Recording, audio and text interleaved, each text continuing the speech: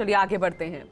राजस्थान में पर्यटन क्षेत्र की बात करें तो ये नए आयाम स्थापित कर रहा है। अब Madhya Pradesh no off season all time tourism season की दिशा में बढ़ चला है। पर्यटकों की लगातार बढ़ती आवक के पीछे प्रदेश में पर्यटन क्षेत्र की शानदार नीतियों और प्रबंधन को माना जा रहा है। उम्मीद की जा रही है कि इन सर्दियों में प्रदेश में पर्यटन अपने चरम पर होगा और इस मौके पर पर्यटन निदेशक IAS अधिकारी डॉक्टर रश्मि शर्मा से पर्यटन को लेकर खास बातचीत की हमारे ब्यूरो चीफ निर्मल तिवारी ने। कोविड के बाद जिस सेक्टर ने सबसे ज़्यादा तेज़ी से मुख्य धारा में लौटने के न केवल प्रयास किए हैं बल्कि लौटा है, वो सेक्टर है पर्यटन सेक्टर। इस समय हमारे साथ मौजूद हैं पर्यटन निदेशक डॉक्टर रश्मि शर्मा। रश्मि जी, जिस तरह से कोविड मैनेजमेंट बहुत ज़बरदस्त हुआ, सुरक्षित प्रदेश के तौर पर पर्यटकों में राजस्थान की छवि रही, इस दौर में बहुत सारे काम हुए जिसमें पर्यटन को उद्योग का दर्जा भी देना था, विभिन्न रियायतें देनी थी, लोक कलाकारों को आर्थिक सहायता भी दी गई, ऐसे बहुत सारे काम हुए। किस तरह से आपने ये सब कर पाए, इस चुनौती से पार पा पाए? और चूंकि अब 1 अक्टूबर से पर्यटन सीजन भी शुरू हो रहा है, तो किस तरह की तैयारियां हैं? जैसा आपने सही कहा कि कोविड की परिस्थितियां सभी के लिए ही बहुत प्रॉब्लमेटिक थी, पर विशेष तौर पर जो सेक्टर सबसे ज़्यादा हिट हुआ वो हमारा पर्यटन का सेक्टर था। इस सब के बावजूद मैं आपको बताना चाहूँगी कि जो हमारे को बजट अनाउंसमेंट्स का सपोर्ट मिला और पॉलिसी का जो सपोर्ट हमें मिला है,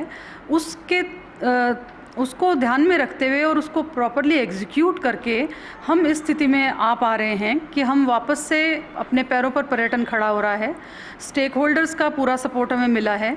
इंडस्ट्री स्टेटस जो पर्यटन को मिला वो बहुत ही एक इम्पॉर्टेंट बात थी और उसी के कारण आज विभिन्न एंटाइटलमेंट सर्टिफिकेट जारी होने लगे हैं और पूरा इंडस्ट्री का जो स्टेटस मिलने के कारण पूरी इंडस्ट्री में बहुत ही खुशी है। इसके तहत कहा जा सकता है कि नो ऑफ सीजन, अब टूरिज्म ऑल सीजन।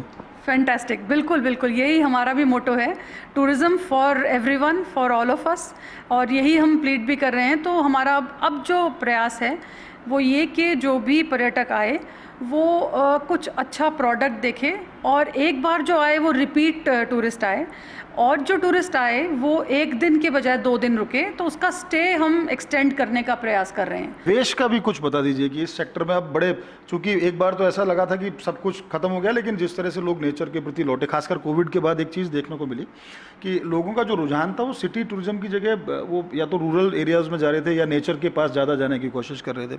तो क्या इस तरह का इन्वेस्टमेंट के कुछ प्रपोजल्स या इन फ्यूचर ऐसे प्रपोजल्स आने वाले हैं जब जो नेचर की तरफ या रूरल टूरिज्म को लेकर प्रमोशन भी और वहाँ इन्वेस्टमेंट भी हो?